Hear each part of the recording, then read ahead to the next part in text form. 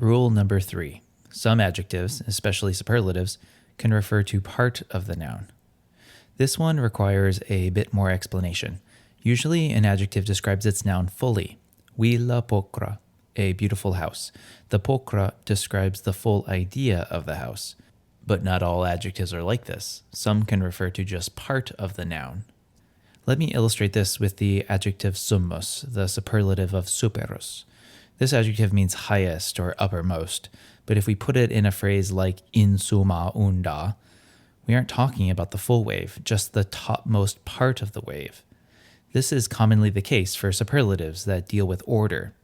Catullus has this phrase, flos ultimī prātī, a flower of the furthest part of the meadow, where the ultimī modifies prātī, but it actually means the furthest edge of the meadow rather than the furthest meadow.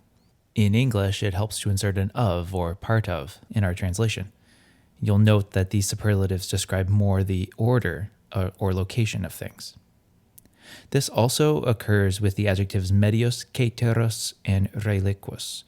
In medio die, in the middle of the day, and ad mediam noctem, to the middle of the night.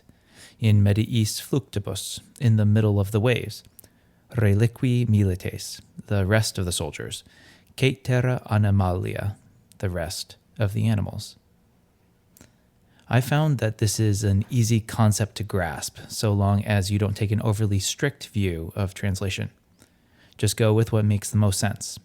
In the middle wave doesn't sound quite as good as in the middle of the wave. So this is rule number 3. Some adjectives, especially superlatives, can refer to part of the noun.